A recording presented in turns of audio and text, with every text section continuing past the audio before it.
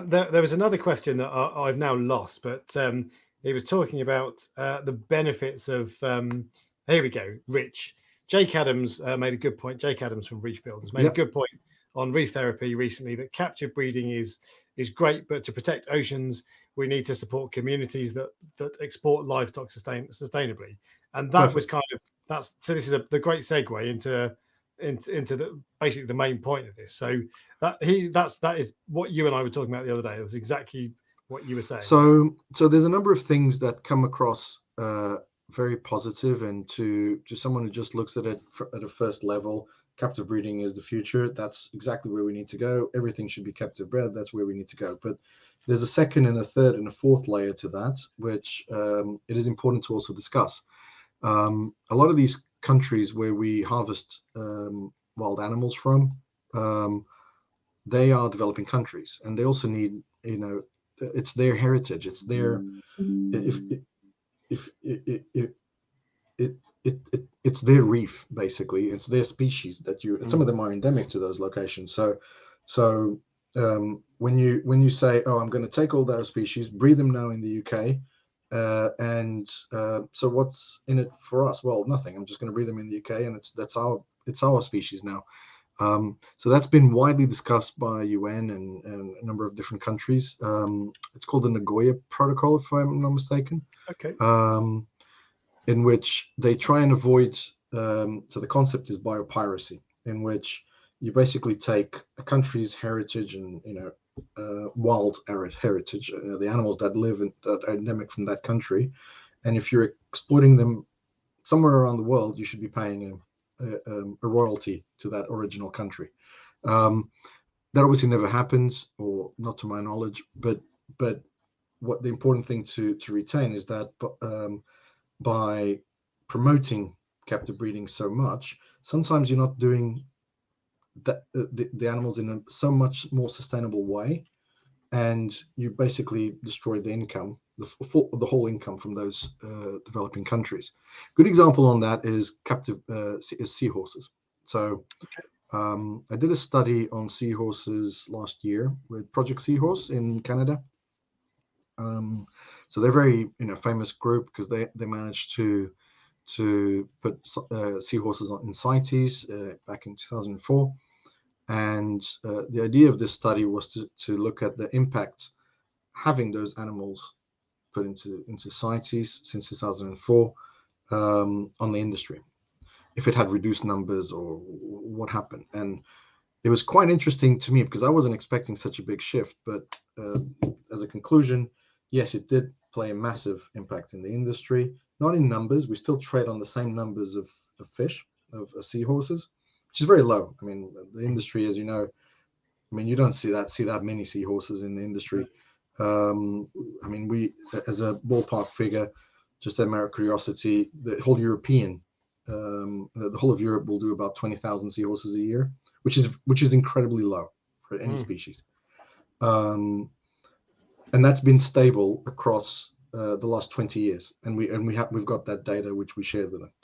What has changed is that we now buy from 3 or 4 different places which are based in Europe, and we used to buy from 16 different countries around the world, very small amounts spread around the whole world. So those people who were selling to us those seahorses, they still have to make a living.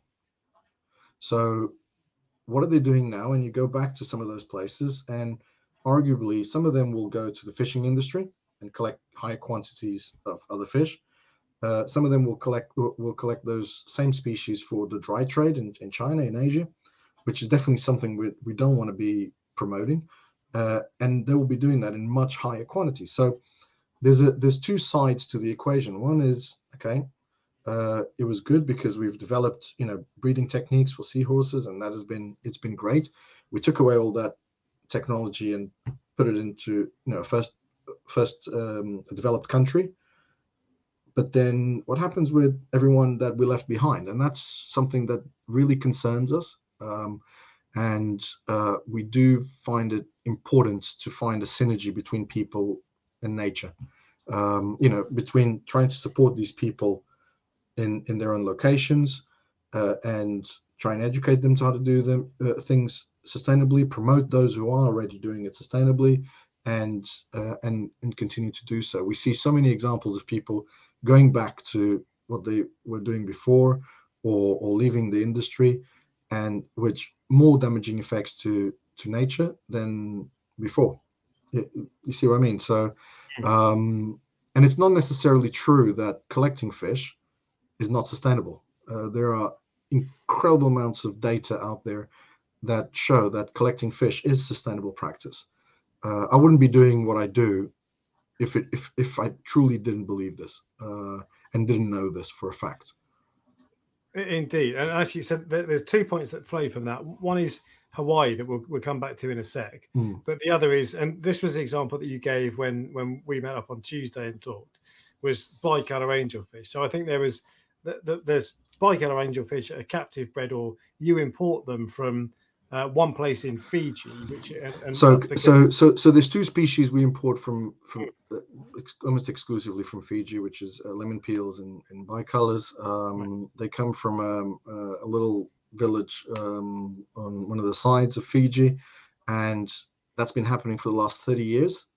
That from that whole, it's interesting to go and visit and to see what that business has done for that village, because they've built, little daycare centers, a little church. They do all these programs around that one village that collects this two species just for us as a business.